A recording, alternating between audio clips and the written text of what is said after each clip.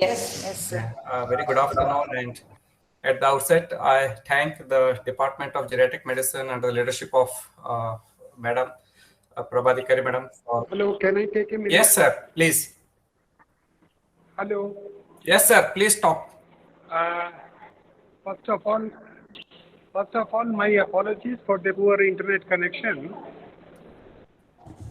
I'm so happy that this wonderful symposia is being organized by Yenopa University, and the leading person is none other than our past president of the Geriatric Society of India, Dr. Prabhadikari. I'm so happy that the management issues, which are very vital for general practitioners, are being taught by none other than Dr. Anand P. Ambali, who is Professor of Geriatric Medicine. I'm sure this management strategies which he tells us today will be of great help to us in our day-to-day management of dementia in general practice. Over to you, Anand, for your presentation. Thank you very much, sir. Thank you for your blessings.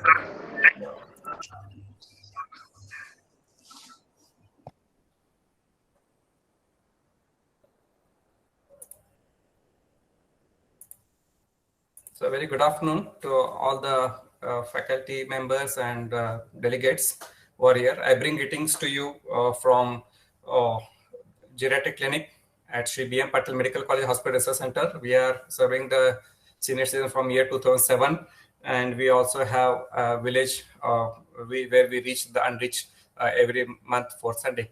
So coming to the main core issue, management of dementia.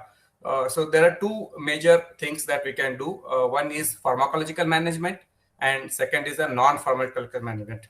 So in next 14 minutes, I will be concentrating on pharmacological management issues because next speakers will be discussing about non-pharmacological issues in management of dementia.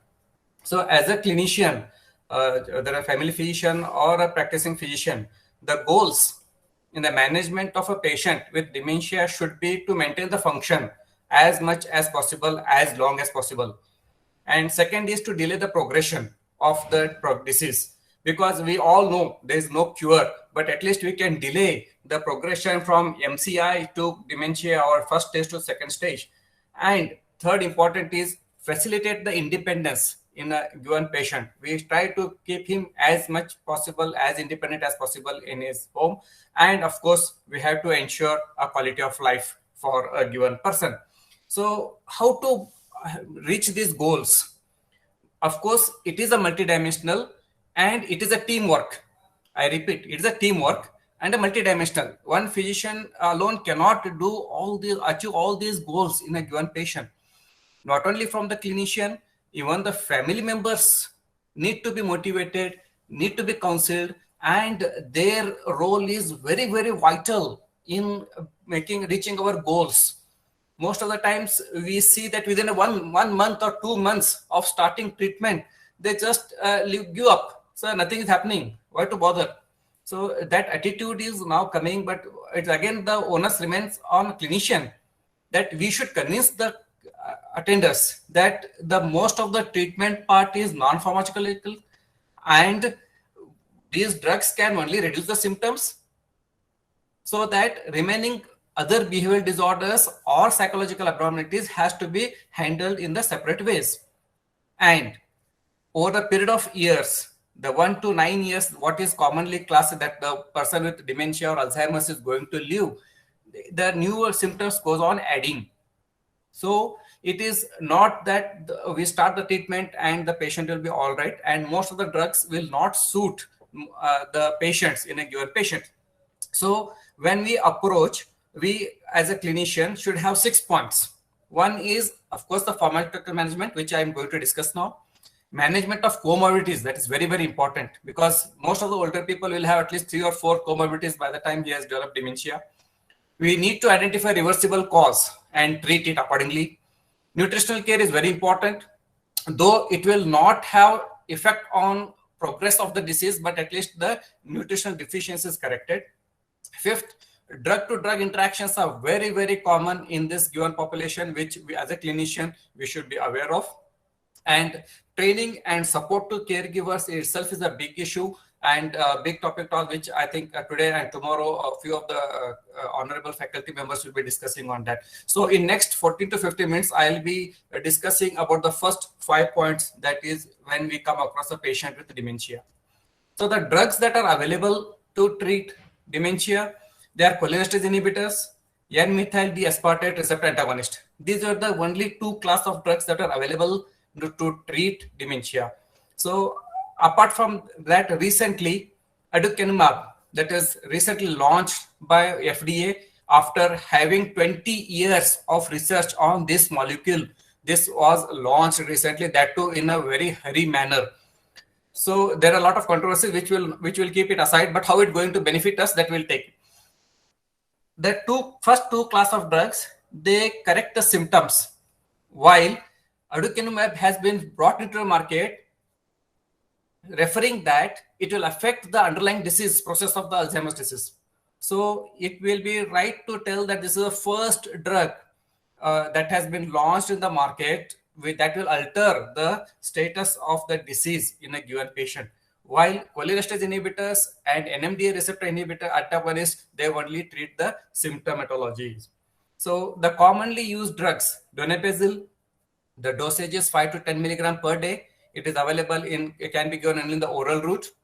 Rivastigmine, 1.5 to 6 milligram in 2 divided doses, again orally. It is also available in the patch form. It is a very, very important, as a physician, we must know that sometimes we will not be able to give the drugs orally. We can apply the patch that's again available in the strength of 4.6 to 9.5. And galantamine in 4 to 12 milligram in 2 divided doses. It can be given orally. Looking at the right side effects, this is the one which bothers us for the clinician, whether I should start the drugs or not. Because diarrhea, falls, syncope, hip fracture, and bradycardia. These are the very commonest side effects that we come across in the elderly population. The second class of drug, memantine, is a 10 milligram in 2 divided doses. Again, it is available for the oral preparations. Again, it has the side effects of headache, diarrhea, confusion, cough, and dizziness. So confusion is again a problem in older people because we don't know whether it is delirium is due to the drugs or whether the patient has developed fever or urinary tract infection or pneumonia. So all these are the challenges when we start the drugs. The third group, what was aducanumab, has been recently launched. It is a monoclonal antibody that selectively targets aggregated amyloid beta cells. Of course, it is now made available only for the patients with mild Alzheimer's disease. It should be given once in a month, and for 1 year, it should be given intravenously. What it does, it reduces the brain alpha beta dose, and it's a time-dependent manner. Again, the commonest side effects: confusion, dizziness, urticaria, fall, and diarrhea. The dosage of this drug that's available in the market, not in India as of now, 10 milligram per kg as an intravenous, it should be given over 1 hour, and such 12 doses should be given over 1 year. Now, when to start? For a physician, it becomes very difficult, as previous speakers have also mentioned what are the diagnostic challenges and when to start. By the time the patient comes to a physician, he thinks whether to start or not to start immediately the drugs. Or some psychiatrists are there, they start immediately, let the treatment go because we want to prevent that progress of the disease. So cholinesterase inhibitors can be initiated in the person with mild to moderate dementia with MMSE score of 12 points and above.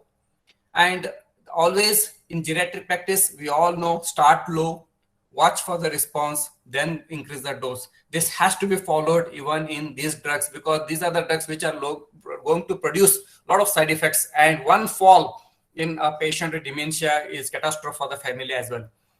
Rivastigmine has been recommended in the use of dementia with Lewy bodies, and it is also known to improve the cognitive impairment, anxiety, and delusions in older persons. So it depends upon whether the older person has these psychiatric symptoms or a type of Lewy body dementia, or is it just a mild to moderate dementia, so that you can start with an donepezil straight away in a given person.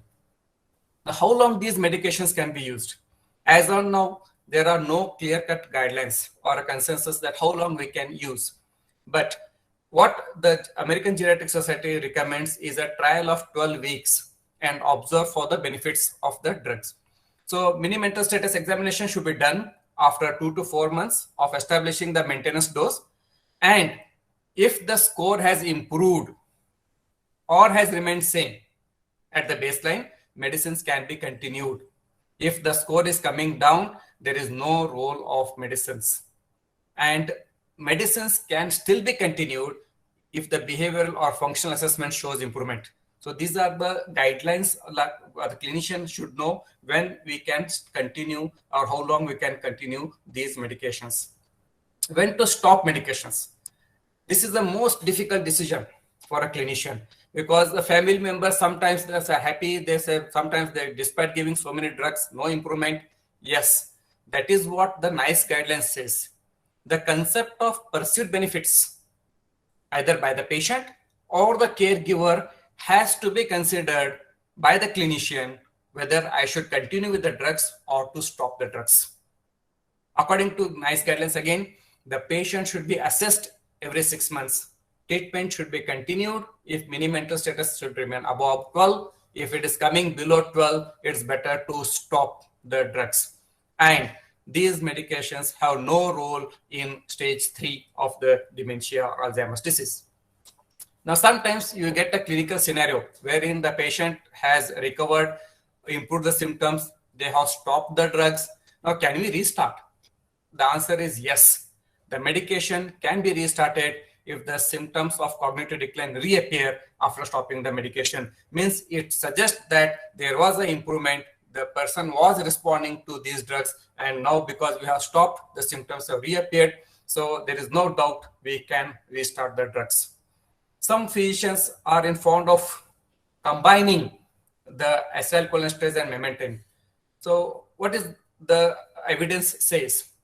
There are again two schools of thought. One author says they are not found any clear support or a benefit for this, while Indian authors have shown some clinical efficiency in using the combinations.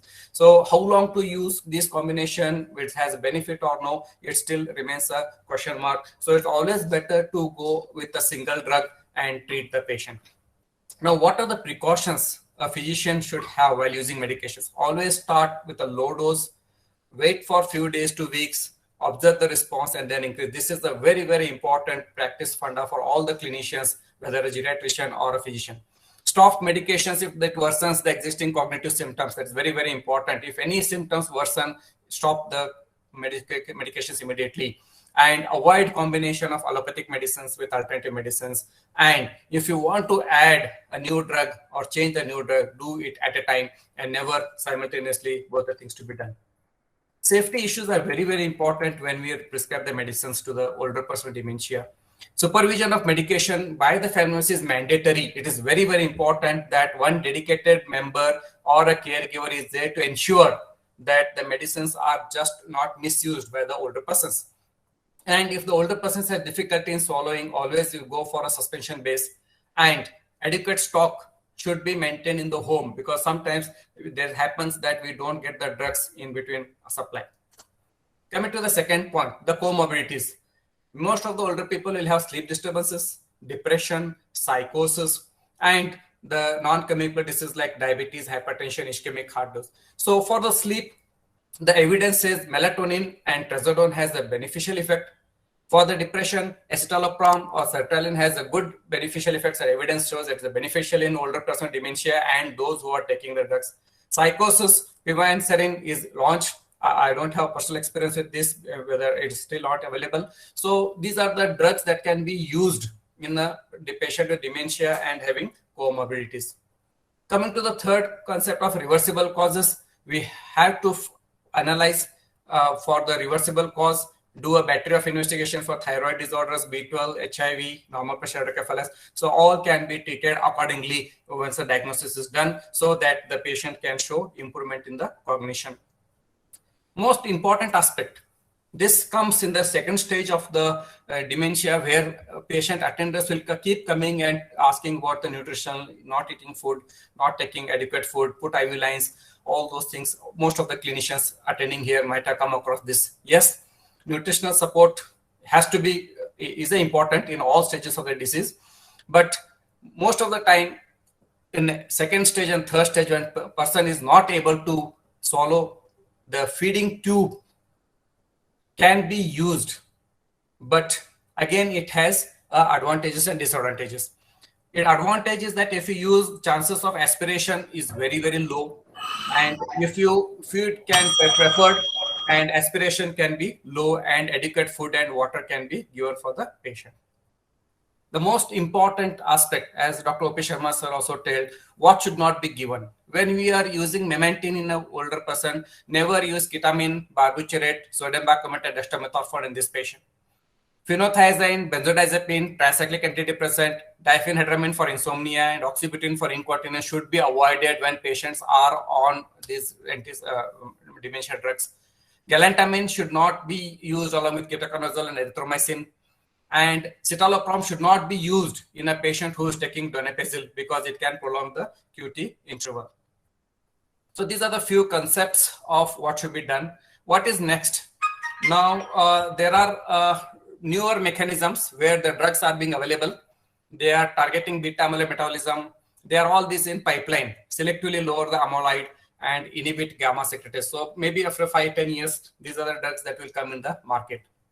So the take-home message in the management issues of the patient with dementia are, we have very limited drugs for treating dementia, and they are beneficial in the stage 1, stage 2, and stage 3 you don't have to use. If they have comorbid conditions like depression, seizures, and infection, it must be treated as it is treated in other patients. And it can be stopped if there is no improvement in the symptoms as pursued by the patient or the caregivers. And vitamin supplementation, herbal preparations, or antipsychotics should be avoided in these patients. They have no role of benefits. And cure for this is not yet reported. So though with limited drugs, we need to go for non-pharmacological approaches in most of the symptoms. And let us be part of an holistic approach in a given patient and help us to provide a good quality of life till the end. So thank you all for your patience hearing. This chapter has been published in the recently published book on dementia care by Dr. Balashakar Kapoor Das. I'm just happy to share my information. Thank you very much for the patience hearing. Well, I must say an excellent talk, Professor Ambali. You have taken us through the management issues, particularly the pharmacological ones, which you focused upon. Yes, it's absolutely right that we should take a slow approach. We should explain to the relations that please do not expect any dramatic results. And it is good to use the smaller doses of drugs. I would just like to supplement it that in the management issues, in the comorbid conditions, mostly which are there, you mentioned about thyroid. I think lipids is another one thing. So anti-lipid drugs, if they are being used, and a small dose of aspirin, if the person is taking, may kindly be continued. I'm happy that you have taken us to the next generation also. You have told us about the newer drugs that are coming. I distinctly remember one lecture by Professor Prabhat Dikari in our conference in Pune.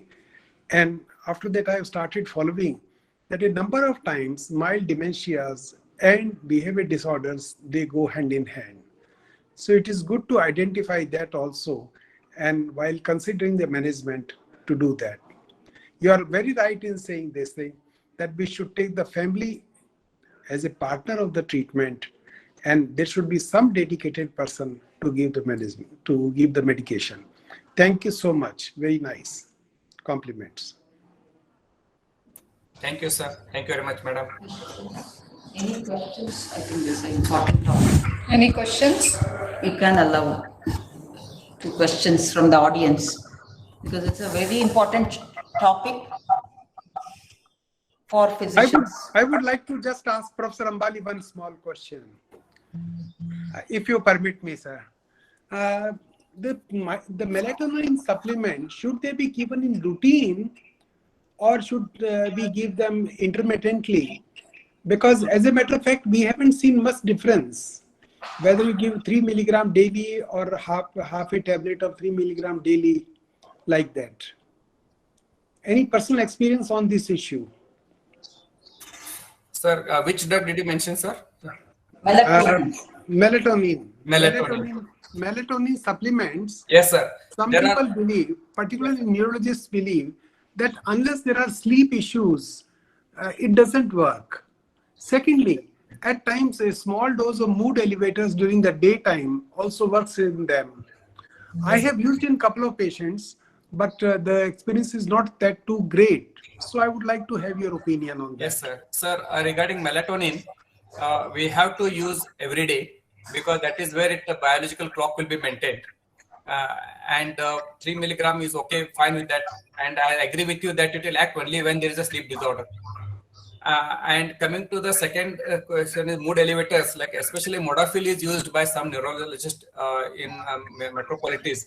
And I have seen that patients become hyperactive when they take that drug, mood elevators. That is a very problem. They become active for 3-4 days and they sleep for next 3-4 days. So then the neurologist calls and says that stop it, don't use the drug.